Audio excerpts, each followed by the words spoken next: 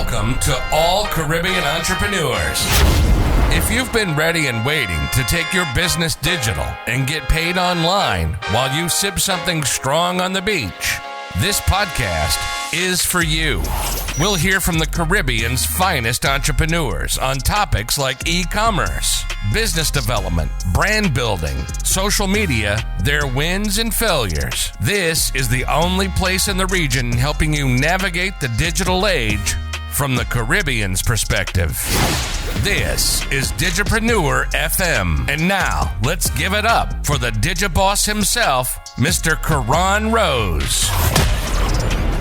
Yo, thank you to everybody tuning in to another episode of the Digipreneur FM podcast. And as usual, it is your boy, Mr. Rose. DJ, you gotta fade us all the way out. You gotta fade us out because we gotta talk to the people.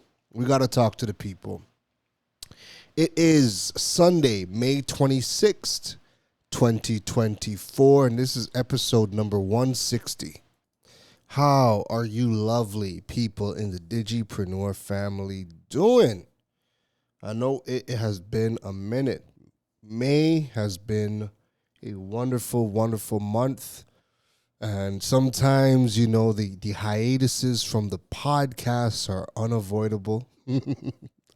But, you know, we don't, it's not like, you know, we're on a hiatus where we can't be found on any of our other platforms. Always remember, if you don't hear us on the podcast, you still every Tuesday, 7 a.m., CNC3, we got the Digipreneur segment over there. Every Friday, we got the Digital World that happens from 12 p.m. to 3 p.m. Plus, KarenRose.com. The blogs have been churning out all across social media. We have content that comes out. Every Wednesday, we got the Jamaica Observer Digipreneur column, and every Thursday, we have the Trinidad and Tobago Newsday column that comes out every single Thursday. So, you know, we're always here. And I always say that the podcast has become my favorite platform over the years. But then there's times where, you know, there's just some unavoidable things that, you know, draw me away, and I can't get to do what I need to do and whatnot. And I haven't fully put my mobile podcast to good, my mobile podcast set up to good uses yet. So I'm hoping in the second half of the year, as we travel more, you know, I hope we get to go and do that, right? Anyways, so this month has been fun. It's been extremely busy, and then if you're following me over on social media, you guys would know that I've been in Colombia for the last little bit. I'm back now. Came back a couple of days ago, and the funny thing is that the day I came back, the first meal that I had in Trinidad, I got food poisoning, and that just took me out for the past couple of days as well. So it's been rough, but kind of getting back there. I'm almost there. I feel like I'm 90%, but you know, I'm almost there. I have this cough that's just nagging, but hopefully that's gonna be gone soon. Anywho, what are we dealing with today? Well, I know I'm not 100% to go and bang out an entire 1 hour show. I think I'll be way too winded. I already feel it. I already feel me being winded just getting the intro done. So I'm hoping that, you know, maybe just another day of meds and rest, and, you know, hopefully from tomorrow it could be good to go to, you know, get back to the normal flow of things. But this episode, I wanted to reshare a interview that we did on the Digital World with myself and Ricolia with the one and only Anya Ayoung-Chee. I think when we did that interview a couple weeks ago, I think it was a really, really, really dope interview. There was just so many nuggets. If you don't know who Anya Ayoung-Chee is, where have you been? Anya Ayoung-Chee is a fashion designer, model, beauty pageant title holder. She was Miss Universe in TNT in 2008, was a contestant for the Miss Universe in 2008 pageant. She was a winner of Project Runway's 9th season. Listen, we're going to go into the whole, who she is in the course of the interview, so I don't want to give away too much. But I just wanted to say that I wanted to reshare this interview because I just think it was really dope. A lot of great questions. She had so many gems, so many insights, and I really, really enjoyed having this interview with her. All right. So without further ado, this is our interview with Anya Ayoung-Chee and building the SME community. And this was from our show on May 3rd on the Digital World over on Freedom 106.5 FM.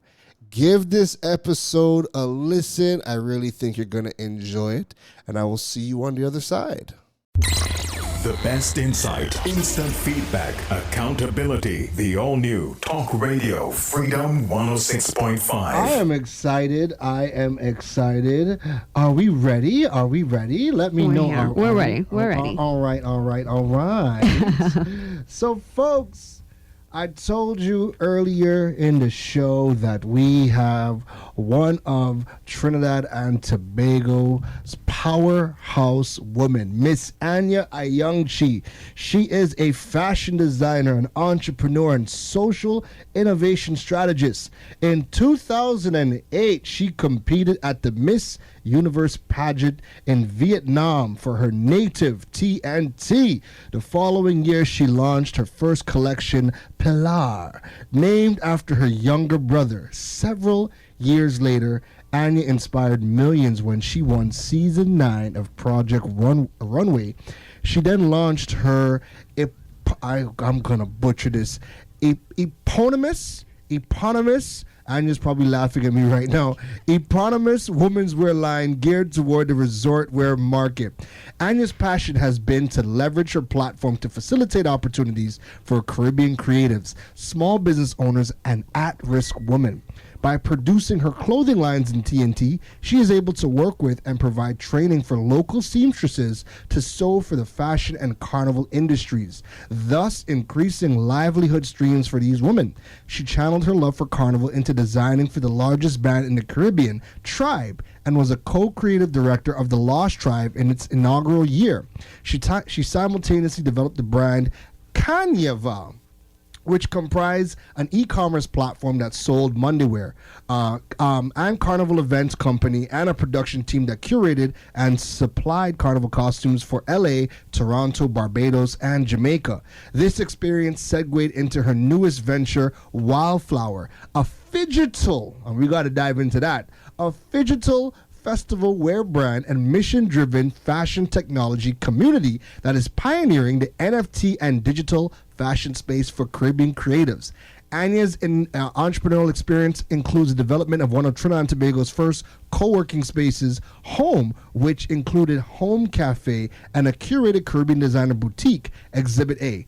Later, her social activism began to take shape with the founding of Together We Foundation, which brought together a team of talented, socially driven creatives to develop some of the most impactful campaigns in the region. Following the success of Together We in 2020, Anya's company partnered with one of Caribbean's largest conglomerates, Massey, to form the social enterprise Nudge Caribbean, designed to support the growth and development of MSMEs, which has since grown to a community of over 150 entrepreneurs spanning TNT, St. Lucia, and Barbados. Listen, we could go on and on. We want to bring her in and hear from her. Ladies and gentlemen, please welcome to the digital world, Miss Anya Ayoung-Chee. Hello. Hello, Karen. How are you? I am good. I wish we had you here today in studio. I know. Oh my gosh. I really was so looking forward to it. I'm not feeling the best, but I did not want to say, I didn't want to cop out, so I'm here. No, I love it. Thank you for taking the time, and we hope you feel better. Rocolia, let's kick this thing off. Yeah, Anya, I mean, that was what a biography, what a life you've led, and we were actually just talking about that earlier, there when it comes to people who think that they want to put you into one particular box, but you have, crossed the line in so many different spaces, and it's admirable. And I wanted to sort of kick things off about highlighting like how you have worn so many hats, and what sparked your passion for entrepreneurship. Well, first of all, I did not know Karen was going to read that entire bio. I think it was necessary. I think it was very necessary for people to kind of have an idea of your journey to where you are right now. So, no, thank you. And by the way, eponymous, I'm sorry I had to trip over that word, but it's just a fancy way of saying that my first line is named after me. But yeah, I have not intentionally transitioned to so many different careers, but it definitely has evolved over the span of my life experience, I guess. So much of what I've done has been in response to things that have happened personally. So as Karen mentioned, my first clothing line was named after my brother. That's because he died at a very young age, and had just kind of come through a period of my life of not really knowing did I really want to do the version of design I was doing. And when he died, I felt like I had to really live my life fully, and that meant doing fashion, which is what I always wanted to do. And then from one thing to the next, there's always, I can track a life experience to a change in my career, and I think that's just really me being very responsive to like what I'm actually learning and what life is showing me, and how I want to show up in response to the added wisdom, I guess, or the added exposure to various different forms of pain and joy. And it's always in response to my life, I guess. And most recently, I guess, that's also being a mother and having a family. And entrepreneurship has been something that I've been exposed to my whole life. Even though my father's a surgeon, he's also an entrepreneur, and he ran a business, all through our childhood into our adulthood. He still does. And so I think I just always had that urge to earn in a way that felt autonomous, and earn in a way that felt like I could inject myself into what I was doing.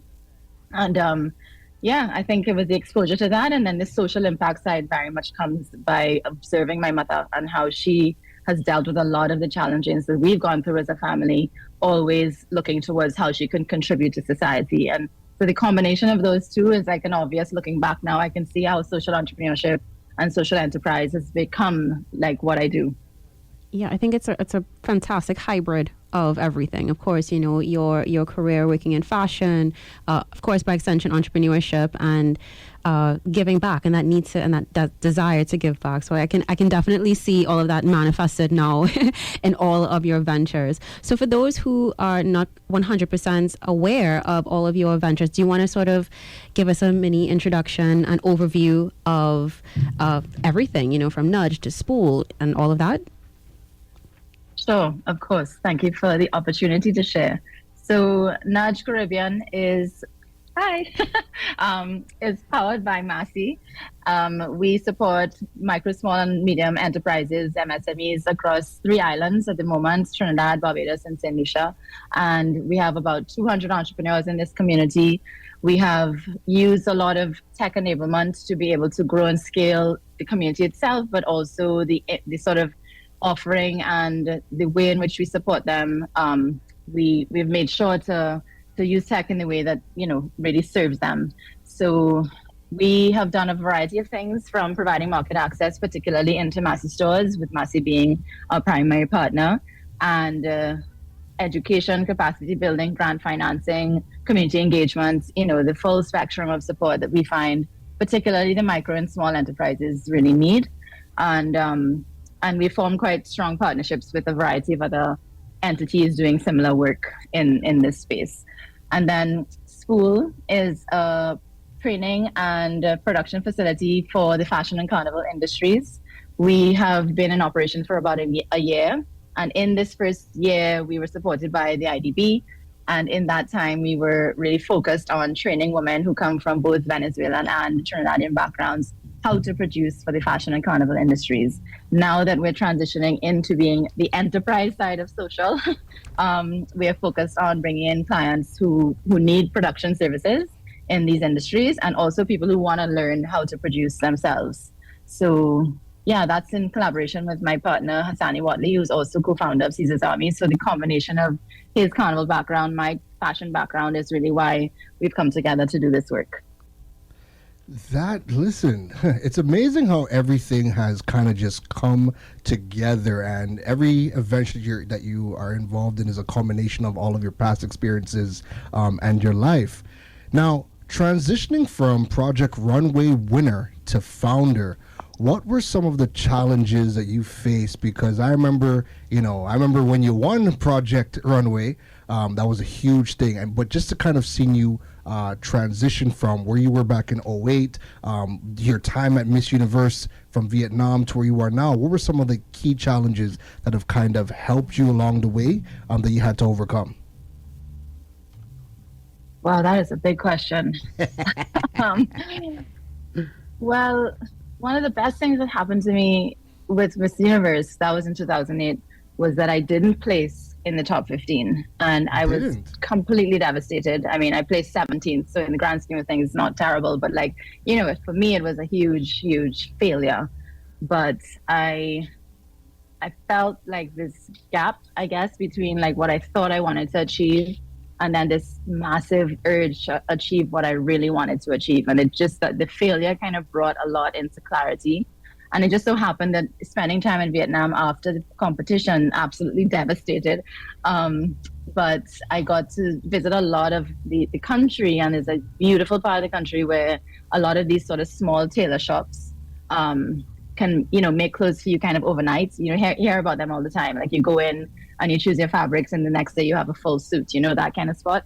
And so I ended up making a whole bunch of stuff on that trip that I then used as samples for my very first collection, which I then showed the year after at Trinidad and Tobago Fashion Week. And that was the beginning of my fashion career. And so that failure, in a sense, I know this sounds so cliched, but it was the best thing. Because I really wasn't made to be a beauty queen. Like, I really honestly hated it. Like, it was like, at the time of my life, I wanted to represent Trinidad. I have always had this deep patriotic side of me, but being in the beauty pageant world was really never for me. And God knows I probably would not have made the best, representative past that point. But it did give me a platform, and it did give me clarity, and it did give me all these little tools to go off and actually pursue what I feel like I'm born to do, And then similarly with Runway, I won this massive thing on a massive global stage. It was overwhelming. It was never my intention. If anybody who watched the show knew, I didn't know how to sew. It was a complete, out of complete nowhere that I won, And yet, it again gave me this platform to be a different version of myself on a much bigger stage, that I now had a chance to really explore, what is it that I actually care about besides what I'm good at.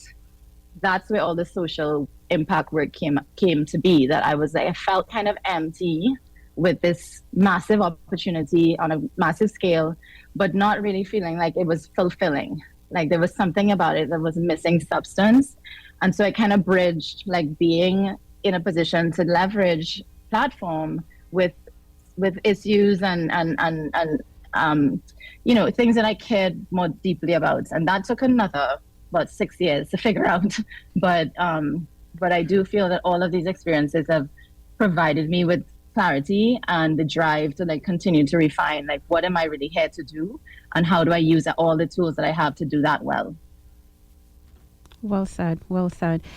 So you said it took you about 6 years to kind of come to that sort of realization. But even in that time where you were saying, I want to pursue this as a business, or is it that was sort of in flux during that 6 year period? I always wanted to pursue everything as a business. It was just my natural way. I always wanted to make sure that I could sustain whatever it was that I was building myself. And I always thought that, again, when I look back to when I launched Carnival as an e-commerce platform, it was 2014. There wasn't anything like that at the time, It was still very early to be thinking, first of all, about Monday Wear, to be thinking about it on an e-commerce platform. It just so happened that I have a graphic design background. So I designed all my logos. I built the site myself.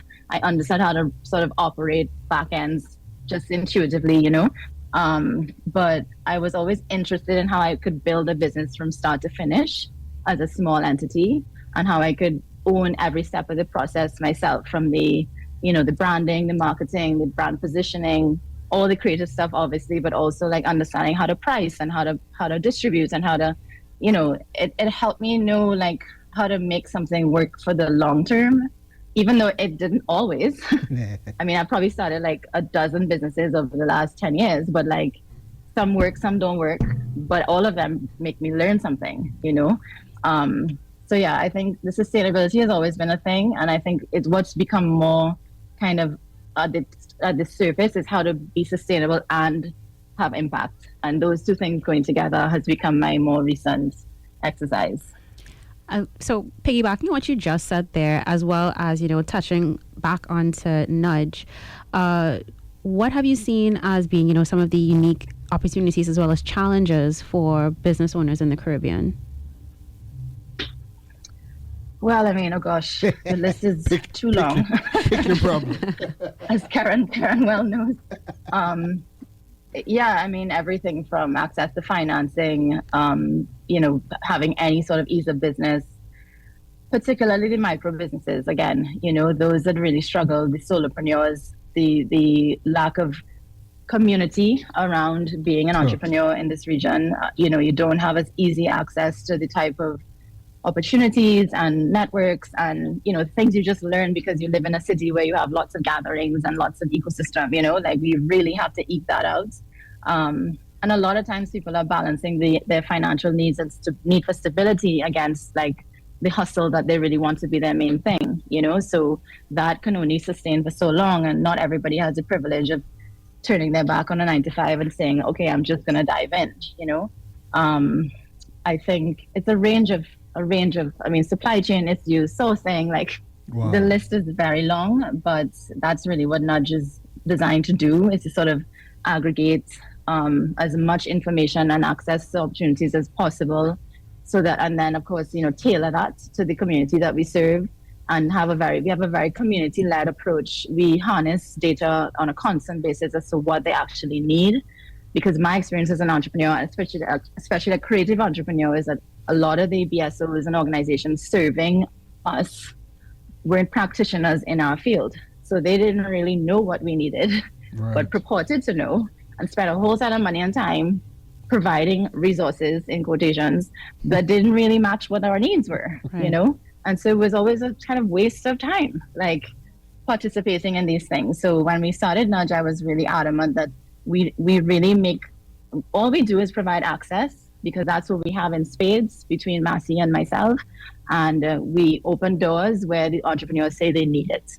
And we just are the conduit, And so that, I think, is why it has a particular lean that is very entrepreneur-led. And I have so far been very successful in that regard.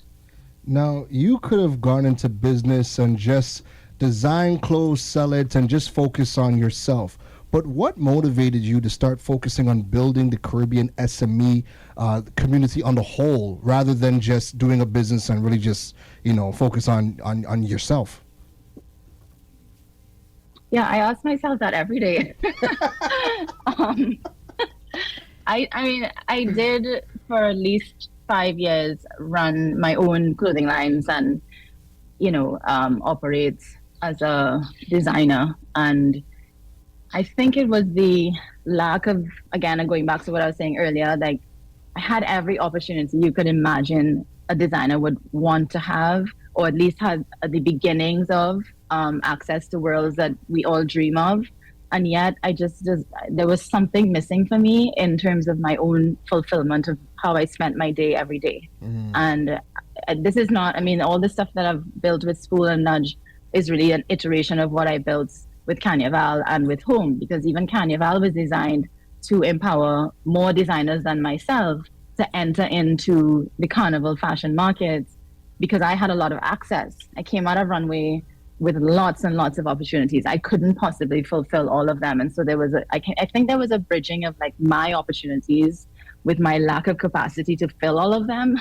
That is where this started, because I didn't want to turn things down. Mm. And I knew how many other designers could benefit but I couldn't do all of it, So I created this platform that would kind of serve everybody. We were able to design carnivals all over the Caribbean, all through the diaspora. I didn't design all of them. I only designed the ones that I knew were right for me. But then I brought new designers into that platform and gave them more access than they had already. And so, in my opinion, everybody kind of benefited. Right. And that was the beginning of, to your point, Karen, like going away from the sort of singular linear path as an independent business owner and recognizing that there's something in me that wants to build community. There's something in me that loves that experience. And there's something in me that loves to build things that then also last on their own beyond me, So it's not really something it's probably a past life thing that I can't explain, but it's just my nature. Would you consider yourself more of a connector? Given, the opportunities you have been given, throughout your life and utilizing that and leveraging that to open doors and opportunities, for other people in the space, whether it's business owners, other designers, whatever the case may be? I definitely think looking back that's my natural way. And, I'm the first of a family of 6. I have 5 younger brothers. I think there's just something in me that has one like sort of leadership, tendencies, or my brothers would call it something else, but, the desire to always be a part of something bigger and be a part of, again, community. And that does require quite a bit of like making connections. I do that very naturally. I enjoy it very much. In fact, I read a great quote once that said, the main reason I'm building my own network is to be able to bring more people into it. That's the whole point. Right. There's only so much I can use all of this, but it's much more rewarding to be able to bring more and more people into that space, especially when you come from a part of the world like we do, where access is one of the biggest things that we don't have, I was also born in New York. I went to school in New York. I lived a long time there. And so my networks are also more sort of, global, and I really make the most of that towards the end of how does the Caribbean benefit throughout. I like that you mentioned, that your network is, as expansive as it is. Now, on the one hand, people may think, okay, especially, Caribbean business owners and entrepreneurs, they may think, okay, well, it's easy for Anya because, again, given her network, given the opportunities that she's had, so she can speak to that. But it is possible, even if, you're not Anya, to get it done. So what advice would you give to aspiring Caribbean entrepreneurs as to how they can make their mark and get themselves out there on the global stage? Well, I wasn't always quote unquote Anya. I did start off as like, I still am. Like, I'm still a girl from the Caribbean. I still live here. Mm-hmm. I have a constant, like, daily exercise of ensuring my network stay intact because I don't fly as much as I used to. I have kids, blah, blah, blah, all the reasons, right? It's an active daily process of, first of all, it really comes down to being genuinely interested in people, curiosity, real desire to understand and know, like, what motivates other people. What is it that they're into? Why would you, like, to me, a lot of my network has come from a genuine, like, desire to know and get to know people from a friendship standpoint, and also having tremendous admiration for certain people and being, in an authentically humble space to be able to share and reach out from that place, When I applied for Runway, I did not know how to sew. I had only really done like 2 collections. I didn't have a fashion design background. I was in a very bad time of my life, honestly. I'd had a year before that, I had a very public scandal that most people couldn't figure out if they Googled it. And it was really, really challenging to like pull myself out of that and do something that was never meant to impress or shock anybody. But I think pulled that off because it was just me being like, I know I have a lot in me and that doesn't define me. And I had to find a way to define myself again, and the whole Anya thing only really came out of me trusting and believing that I had a lot to give and I had a lot to show up for. And so I think any Caribbean designer or entrepreneur or, whomever is looking for a bigger network and a wider possibility of opportunities, it's really taking that risk to be yourself fully and to show up constantly as yourself in all spaces, because that I think is really what works, is that when you show up as your authentic self, people take note.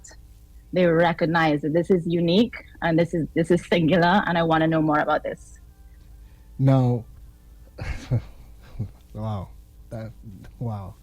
You have Karen at a loss for words. there's so much I want to ask, but I'll ask this. Your parents, the community, your immediate people that are in your circle are extremely important when building your business.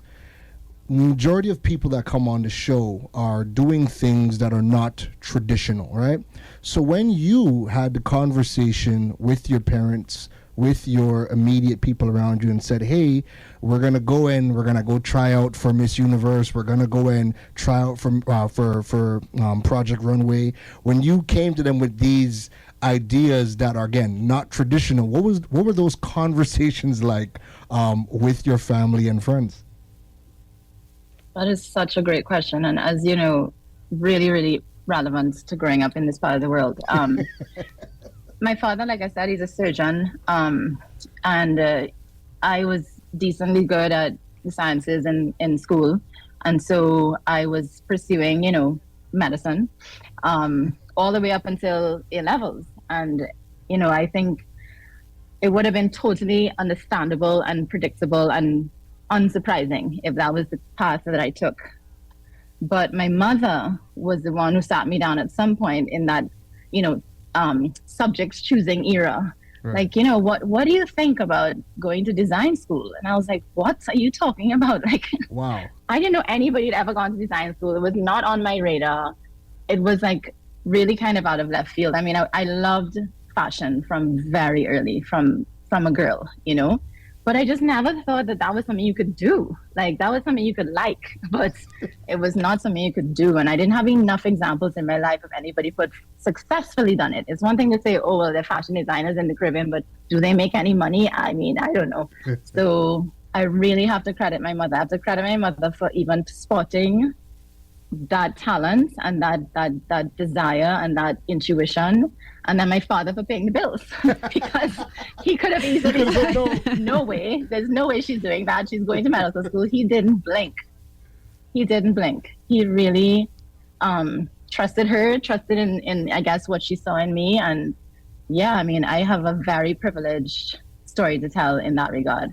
That being said, nobody in my space like, I went to convents and, I had to beg to do arts at A-levels. I did biochem and arts. It was a very unusual combination. Nobody understood it. I felt like an anomaly. I felt like an outlier. And I kind of embraced it. Like, at that stage, at 16 or so, I was like, well, I guess I don't fit in. Oh, well, And that became my identity. Like, I think I evolved into this rogue personality, and I used it, and maybe sometimes to too large of a degree, but at the same time, it helped me navigate this feeling of never fitting in. And it helped me really leverage a side of me that I don't think I would have found if it weren't for my parents, and their belief in just trusting in what I was meant to do. Wow, and that's extremely important for people, especially Caribbean parents, to hear. Now that you have kids of your own and you've gone through your journey as well, we have a lot of parents that are listening to the digital world right now. What advice would you give to other Caribbean parents, given the time that we are in, where the careers that people could get right now, like a kid could say, Mom, Dad, I want to be a gamer, and parents are flipping out, like, what do you mean you want to be a gamer? These are careers that people could get into now. What advice would you give to the parents listening in, raising kids in today's digital world? It is top of mind for me every day now. My son is 5. He's in preschool, I guess. And I struggle every day with what the trajectory he and all the other kids in this country are on. And he's obviously, in a decently, fine situation. But like with SEA, I'm like, what exactly are we training them to become? Right. And so it's very, very, very much in my mind every day as to how to supplement that with the creativity and the singular mindedness and the tech awareness to be able to not be a consumer of tech, but a contributor to tech, a creator in tech, because that I think is what's going to set our kids apart. Whereas I was an outlier and I was an anomaly back then, I don't think things are going to flip. Anybody who's sort of by 18 only done a very linear kind of educational program, they're going to be the ones, one, without any access to jobs, two, without any understanding of how to navigate everyday life, and three, really far away from ever being in a powerful position in the business world, because our ability to be creative, to problem solve, and to have singular thoughts is going to be the most important thing. And I don't believe that our current educational system really in any way supports that. And it's nobody's fault. I mean, they're incredible teachers. Well, it's somebody's fault, but it's not the fault of the teachers per se at all. I mean, my son has an incredible access to his the people who care about him in school. But it's just, I don't know. I think it's probably this most of my the advice system. would be, I think the point is really just in the midst of that, how do we make sure that they're exposed to the whatever forms of extracurricular activities, ways in which they can understand how technology works and why they get to be a part of the creation of it, not the consuming of it. And I think that's a really important distinction. And I don't know how much of that there is around enough as yet, but as a mother of young children, I am determined to be a part of what STEM and STEAM look like in the Caribbean. And I'm determined to contribute. That's my next thing. It's like with kids, I can't avoid that. That has to be where I put my time. That actually was going to be a follow-up question. Have you thought about, as this of course is top of mind and you're thinking about your kids' future and understanding where we currently stand as a society, have you ever given any thoughts about not only creating but being a part of something that creates that sort of community and system for the next generation of kids coming up?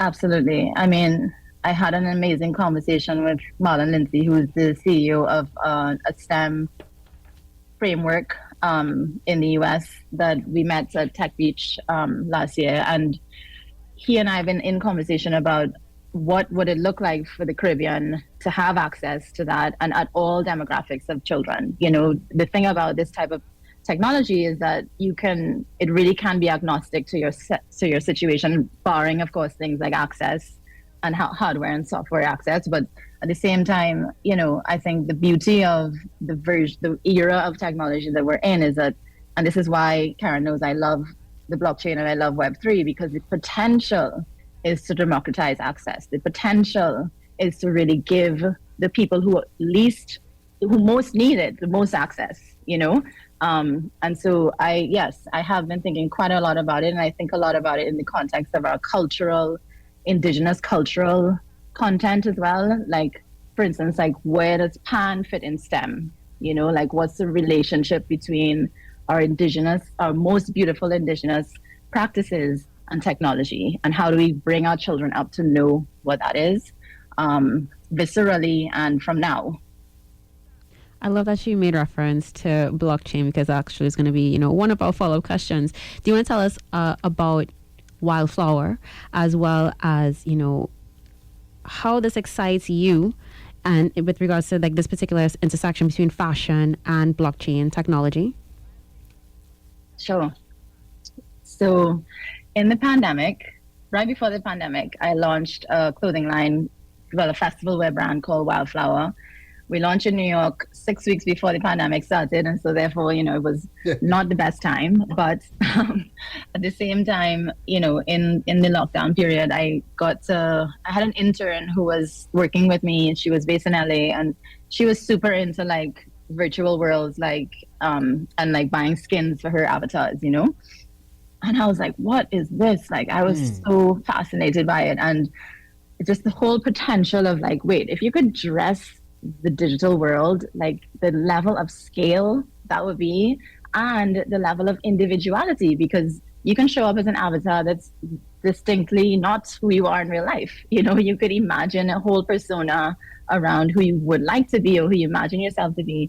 And obviously that has a dark side to it, but just staying in the positive, that really, really blew my mind. And so I just went on this crazy deep dive into what would that mean for my brand? Because being a festival brand for me meant that there was a real kind of, there's an imagination and freedom and sort of disruptive energy around festivals, and so it felt relatable to transition in the period where we didn't know when there would ever be a physical festival again, and start to understand like how to create digital assets for the fashion world. And that's when I started to get more and more into NFTs and wearables and NFCs and, of course, AR and like all it's just so many things. Like it was a massive education, and we learned all while doing. We built a community around the Wildflower brand of people that were really genuinely interested in understanding Web3 through the lens of this brand, through the lens of this, fun and dynamic and light and free kind of community. So we kind of used Wildflower eventually when I started to get more and more into the Web3 community here. We just used Wildflower to bring more people into the Web3 space because it was relatable, it was light, it felt much less daunting than the average crypto WhatsApp group, so we kind of made the most of that, and we had so much fun, and even just this year in March, I was participated in Paris Fashion Week for their digital fashion week, and it continues to be an amazing way to participate in global experiences while I'm physically here in Trinidad. And it hasn't broken yet, like it hasn't gotten to that point of scale that I do believe it can, but I am in it for the long game. Like I know that it's the future, and I really believe that it's a way for people to participate as independent designers from wherever in the world you are, as well as for individual creativity. Because I think in this technology revolution that's happening now with Web3, there's also the creative economy that's happening in tandem, and like individual creation. You don't have to have a fashion design background to come up with a digital asset and put it into Decentraland and start to make money. And I am a huge advocate for not having to have any formal background in anything, obviously, because that's my story, So I love things that can empower people to participate in any kind of economy, particularly if it's a creative expression and you can make money. Like, to me, that's the perfect formula. It's a perfect combination. So, I'm loving this conversation because people are getting to see a different side of Anya. Just going from fashion designer to now, she's damn near a tech mogul within the Caribbean, pioneering a number of things, right? Now, when it comes to NFTs, though, they had their come-ups during the pandemic, and the average person doesn't really know what an NFT is. And if you do ask them, they think about pixelated whales and whatever monkeys were tokenized over the pandemic, right? And as far as they're concerned, it was a pandemic thing that just went with the pandemic. Talk to us about how NFTs are disrupting the traditional fashion ownership model. yeah, you know what? I was thinking about what is Karen going to ask me in this interview, and I was like, let me remember my best analogy for an NFT. Because there's one, I don't know how life took me to all these places with this stuff, but I ended up speaking at Davos about NFTs and the blockchain hub, in 2021. And I was definitely, and still I'm not an expert, but what I came to believe and trust is that, there are definitely experts, but there are a lot of us who just know by practicing. We just learned by being in it. So my understanding of NFTs in the fashion space, and also, what I've loved about NFTs to begin with is that I have a deep belief that they're going to penetrate, and they're already to some degree, like all of our life, right? Like being able to have a singular record of ownership of anything is going to have an impact on IDs, on leases, on real estate. Like, it's just such a hugely impactful form of technology. So this whole thing of like pixelated whales and very expensive cartoons is such a slice of a very, very, very small slice of the feasibility and practicality of what NFTs are really for. So I've always believed that from a fashion perspective, first of all, of course, there's so many ways to forge and copy and plagiarize fashion items that NFTs are a way to make sure that the buyer is securely buying something that is legitimately what it is, and the ownership of that can be traced on the blockchain ad infinitum. So that gives you the validity of owning this item in a way that never ever before existed. So you can extrapolate that as many ways as you want, but I think everybody who owns something, especially something of value, will appreciate the value of being able to identify that item as yours, or also as being sold to you by the legitimate seller, So, so from that, go ahead. No, sorry, you go ahead. No. I'm just, from that perspective, I have always felt that there's tremendous value there. And I recognize that it's still a jump, right? It's still a jump for a lot of people to want to participate in the digital currency world and want to even start to understand what any of this means to them. But I still believe, after all of the pandemic bubble, that it's just a matter of time that this just becomes normalized, and it's not something that you have to understand per se, but you value just because it's a natural need. So just as like a practical use case scenario, so let's say Anya designs a limited collection of summer dresses. She does like 10 pieces. Would a safe bet to say we could use an NFT to kind of validate that this is an authentic piece of a limited collection? So if somebody were to buy it, it could come with an NFT to show that this is the real, authentic Anya part of a limited edition collection? Absolutely. That's the primary case that's made for fashion. And it's the same case that could be made for fine arts. Anything where you want to validate the origin and the ownership because it is of value, and to your point, something that is exclusive and limited, that's the primary case for using NFTs in the fashion world. And then the NFCs, which I'm still learning more about, but because I also am very connected to the importance of sustainability in fashion and circularity in the economy when it comes to fashion, you can trace the life of a garment. You can trace the life of, where it was made and how it was made, and best practice in that process through these chips that go into the garment itself, Wow. So that's a different application, but I think it's the traceability and the verification. Those two things are what I value tremendously with this technology. And what about the reselling? Because technically with the smart contract, you could add commission. So if it ever gets resold, the original owner could still make money off of the future reselling of the garment? Is that how it works? That's how it should work.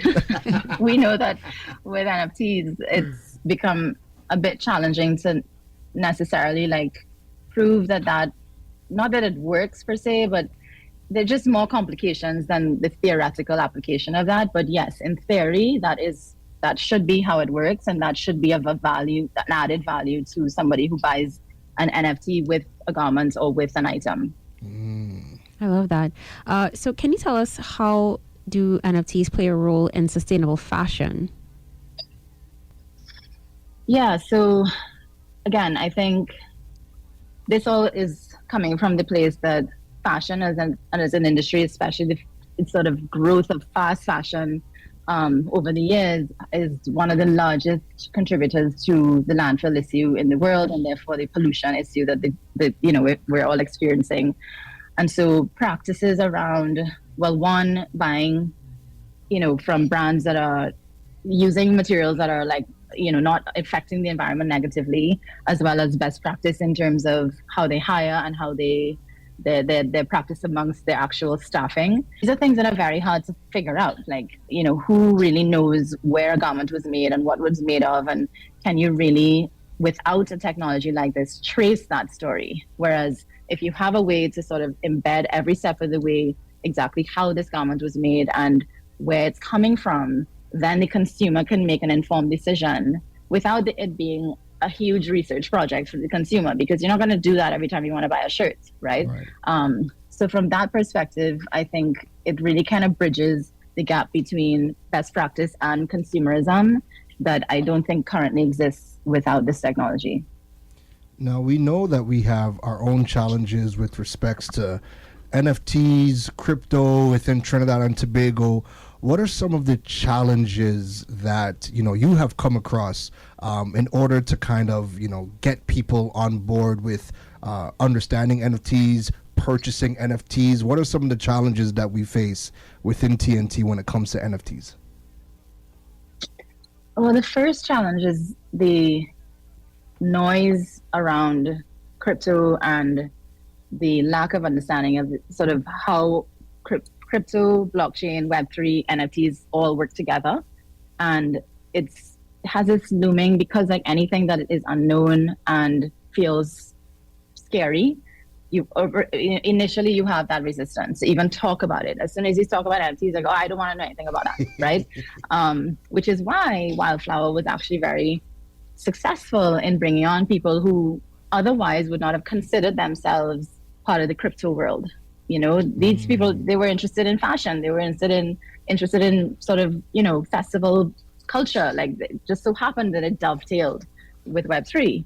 And so I think those like unique kind of windows into this technology help, because otherwise it just feels very like a very crypto bro-y. Like, it's a bunch of guys who like know all the jargon and know all the acronyms, and it's way too overwhelming, So I think there's that. And then of course it's just, the access. I mean, even when I was participating more actively in figuring out how to buy certain cryptos and transfer from one wallet to another, and you have to put a lot of time into understanding how this works. You have to be committed and patient, which, that takes its own level of, how many people have time to do that? So there's that. And then of course, even just, I don't know how much it's changed now, but there's still the issue of how many people have credit cards to even convert fiat to crypto. Yep. So you're already talking about a blockage that exists in the fiat world, far less, bridging that to crypto. So,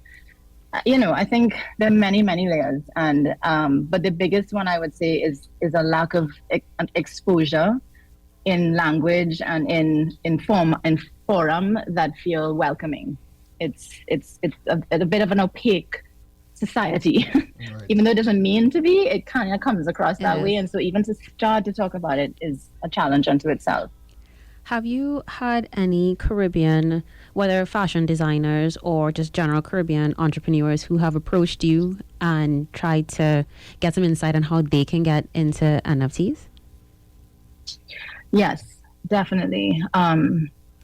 People are more interested in sort of the world of wearables, which doesn't always require NFTs, because if you design a wearable to go onto Decentraland, for instance, you could make that asset and put it onto Decentraland, but it's not an NFT. You could choose to also have an NFT that goes with that item that then sells as combined things, so on and so on. But the interest in virtual fashion and digital fashion is definitely there. And I think the interest in AR filters in particular, that's something that people don't even realize they're interacting with every day as it is, So I would say there's been more interest in those aspects, not as much in NFTs, but I think once you start getting into it, then you start to understand, oh, well then, here's where there's real value, when you actually like make an NFT of this item, and then you can give your customer this verification that this is coming from a reliable source, or the original source, etc. But I can't tell you, it's been an avalanche of people. I can imagine.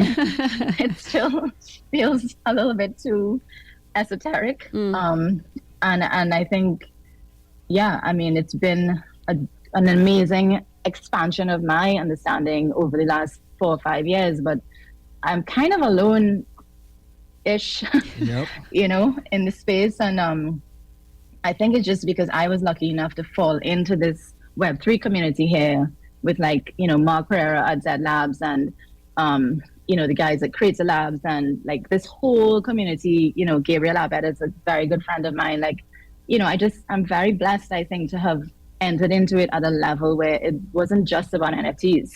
It was really about Web3. Yeah. Right. It's really about the potential of this technology for the way the world can evolve, and that's really where I get excited. So I guess maybe you have to kind of want to know that part of it too. Yeah, for sure. Now, you've also been able to get into the metaverse, participating in the Metaverse Fashion Week. Talk to us about your collection, Wildflower, getting into the metaverse, and what that experience was like. So this kind of goes back to that whole thing of, what if Caribbean creatives or Caribbean entrepreneurs want to get into networks, global networks? Like, I got invited to speak at a Boson protocol webinar. I don't even know how, to be honest. And I didn't really know what I was talking about. But I was like, there's something about this thing that I think I should be a part of, And so I was on with a lot of these very established people in the NFT world and the crypto world, the blockchain world. And clearly I was the least experienced, but I was the most experienced from a developing world perspective, obviously, and from an independent creative background. Like, I was the only one on the panel that was speaking from that unique perspective. And so I leaned into that, just so happened that somebody saw me speaking and reached out to me on LinkedIn and was like, let's talk. Turns out she has this consortium made up of all of these people who are very well positioned in the Web3 world, particularly in the fashion space. And a long story short, eventually we got invited together to participate in the first ever Metaverse Fashion Week. Wildflower store was next to DKNY. I mean, Wow. like, when in real life, is that ever going to happen? Yeah, right?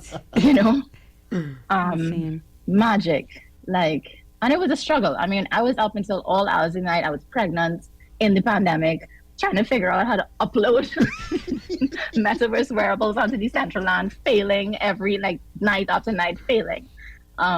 It was tough, but it was so it was exciting because it was such a new thing. Yeah. And it's not like anybody else really knew what they were doing either, So I think that's the how, but the underlying story is the same story as earlier. It's like putting myself out there, even though I didn't really know what I was doing, what I was talking about, but leaning into that and knowing that I'm going to learn something, and I have. I mean, I know I'm not the expert by any means, but I can now say, Wildflower participated in the first ever Metaverse Fashion Week in Decentraland. We've done it again just a few months ago in Paris.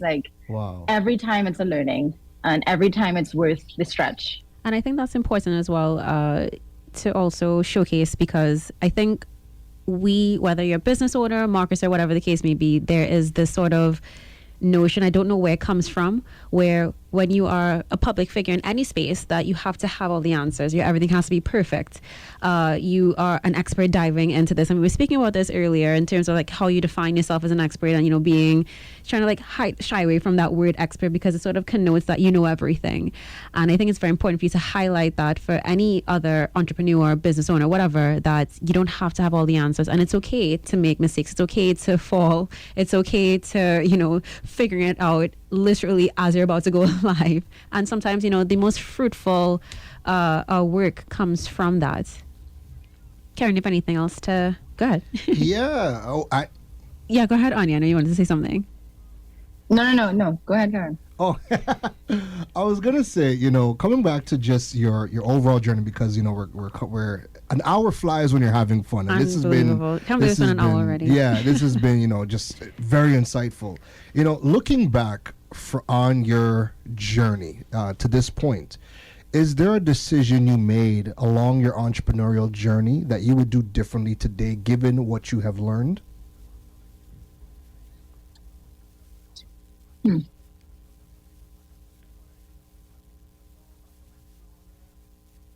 Well, gosh, that's a good one. You've done a lot. You've learned a lot. You have failed forward. I like that. I've definitely failed forward. I mean, it would be dishonest to say no, because there are definitely things I wish I had. For instance, I wish I had been a little more disciplined after I won Project Runway. I was 28, I was flying. I think I spent a little too much time being the celebrity and not enough time running a business. To be honest, a lot of my business was being a celebrity. truthfully. A lot of my financial, at the time I was appearing at things and doing endorsements, and like that took up all my time. Like, and then I did 2 more TV shows after that. I mean, I did that for a long stretch. But if I was a little bit wiser, a little bit more on my toes, like I would have been building the business too, and I should have known I didn't have to do that by myself. I think there's a little bit of growing up with a solopreneur father that I've inherited like a jack of all trades and a one-man show kind of mindset, which I've really learned to avoid now. Still learning how to be better at hiring really strong teams. But if I had known that at 28, I think I could have hired a team. I had the money, and like let them run the business while I was the face of things. And if I had done that, I think my clothing line business would be in a different place now, I think that would be the major, and the major learning out of that is what the lesson I'm trying to implement in my life now is that I do not have to do everything. In fact, I can't do everything. I don't want to do everything. And I'm not good at everything, I'm really, at the heart of it, I'm a creative. And I want my days to be spent being in that space, whether that's creating business strategies, creating clothing, creating NFTs, whatever. Now I know that my creativity goes beyond clothing. But I just want to be in that mindset all day, as much of my day as I can. And in order to do that, I have to have a strong team to be running the operations of it, And if I look back on all of my journey, I've had moments where I've had that, and I've had moments where I have not. And the moments where I have, the productivity is exponential. And the joy I feel being myself is exponential. And I do think if I had done that right off a runway, I would be in a different place with my clothing lines, for sure. That's a very important lesson, because I remember I was at a conference with Allison Hines, and the moderator of the panel asked Allison Hines that same question.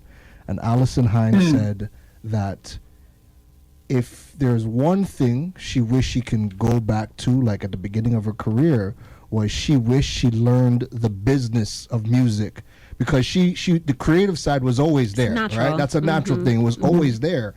But not understanding the business side, if she knew that, her career would be completely different than what it is today.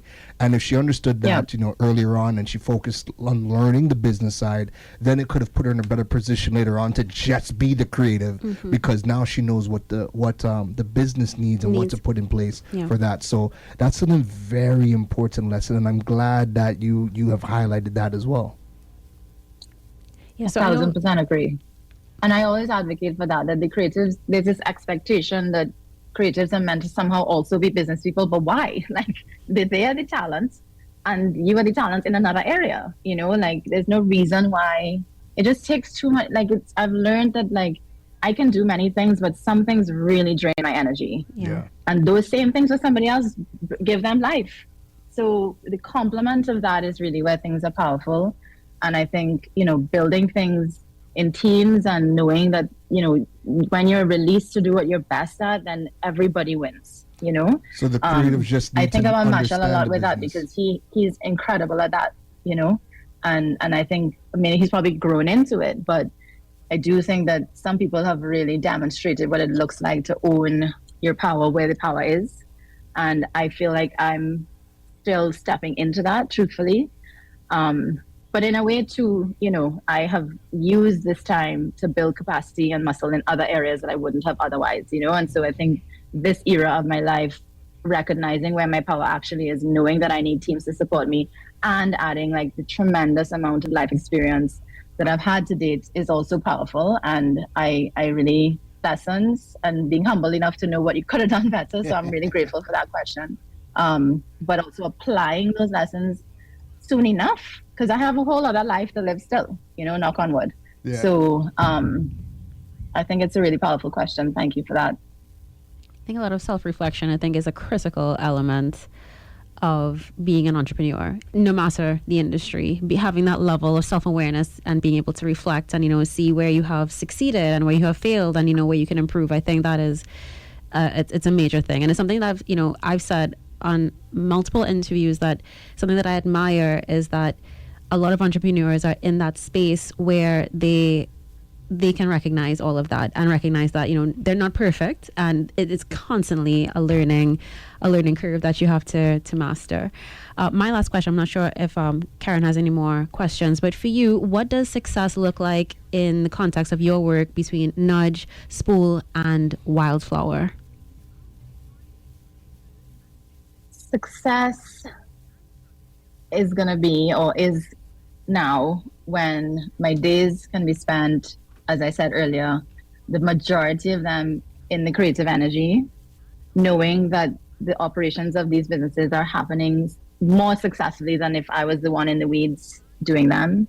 And Nudge and Spool in particular, that they continue to flourish without me, you know, that they're meaning like these are communities that are meant to be self-governed. And this is, again, is where the blockchain has been very inspiring to me, that because even offline, even off the chain, the concept of self-governed communities like the DAO, like that stuff, like lights me up, you know, like the idea that that is a possibility, and building frameworks and methodologies and governance systems to allow that to happen is, to me, that's the dream for those two entities. Wildflower is going to continue to be like my baby. Like, this is where I have fun, you know? So in a way, for better or for worse, like if it succeeds commercially or not, it's where I have a great time, like experimenting, learning, making mistakes. I've always benefited from this like sandbox, I guess you could call it, you know, just to like iterate on new ideas. And I think the next stage of my career, I guess, has to do with how do I continue to express myself through fashion now that, you know, I have a production facility of my own. I have all these sort of distribution and pipelines and understanding of social innovation that I didn't have 5 years ago. Like, what does my clothing line moving forward look like now, with all of these learnings, and how do I make sure that it's something that's serving me in my daily life, you know, and how I spend my time. Wow. Brilliant. The last thing from me is, with all of the lessons that you have learned, share with us one of the most important lessons that you have learned that you want to share with the business community, the up-and-coming entrepreneurs and the creatives. What is that important lesson for you that you want to share with them? Well, my husband just gave me the gift of this book called The Gap and the Gain by Dan Sullivan and somebody else, I can't remember. It is an excellent book because it reminds me of the first few challenges I was on Project Runway. And I mean, I was just like, what am I doing here? Like, how did I get here? But I was just in such a state of immense gratitude. It did not even bother me if I got kicked off. I was like, no matter what happens, I am so grateful to be here. And I know in the deepest of my bones, that is why I won, because I did not need to win. I was just so alive with what life had given me. And I wasn't comparing myself to anything else. I was in my own zone. And The Gap and the Gain is an excellent way to like understand that whole theory. Because essentially what it talks about is like entrepreneurs who are high achieving, and anybody who's high achieving constantly tends to live in the gap. You get to one thing, you want the next thing. And that energy almost always prevents you from getting, well, even if you get it, you're unhappy, you know? So anyway, I just think it's the state of true, authentic gratitude and acknowledgement that you are already here that actually attracts and brings even more abundance and even more success and even more of dreams becoming reality. So I highly recommend it. And listen to the book and you'll get the rest of what I'm trying to say as the biggest lesson of my life. Wow. Well said. Anya, I just added it to my cart. The Gap in the Gain, Dan Sullivan, with Dr. Benjamin Hardy. So just repeating that for everybody listening in. Anya, thank you for taking the time out of your extremely busy schedule to, you know, share your journey, words of wisdom and lessons with the digital world and Freedom 106.5 community. We will be sure to continue to follow you and cheer you on. And we just want to thank you for building the spaces and the community that you are doing, because not everybody has the fearlessness to do it. Not everybody has the courage to do it. So we need you to continue to be you and be you at the best and highest levels so that the rest of us can follow you and succeed. Thank you for taking the time, Anya. Thanks so much, Anya. Thank you. Thank you so much for having me. It was really wonderful. Have a wonderful rest of the day. Have a great one.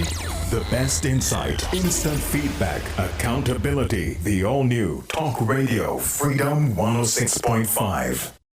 I hope you enjoyed this episode of the Digipreneur FM podcast. Again, it was a reshare from our interview with Anya Ayoung-Chee on the digital world with myself and Racolia Phillips. I really hope you guys enjoyed it. If you love the podcast so much, don't forget that you can leave a rating for the podcast on any of the podcast platforms that you listen to the podcast on, most notably Apple Podcasts, Spotify. Even if you listen over to this on YouTube, don't forget to like the podcast. And if you guys really enjoyed this week's episode, please drop a review. Leave a review on Apple Podcasts, Spotify. Drop your comments on YouTube. The reviews and the comments help continue to push the podcast forward. Anytime somebody is looking to check out the podcast, they always check the reviews and the comments first. So the reviews, the comments, they help a long way. They help go a long way, right? Don't forget you guys can check out KaronRose.com to learn more about building your digital presence and monetizing your platforms. And also you guys can follow me on any social media platform you choose to for more content on building your digital presence and monetizing your platforms. All right. Again, I'm going to go and rest up now. I hope to be back to 100% this week. That way we can get the show rolling again. See y'all in little tongue twister. See y'all in the next episode. You guys take care. You've been listening to the Digiboss, Karan Rose.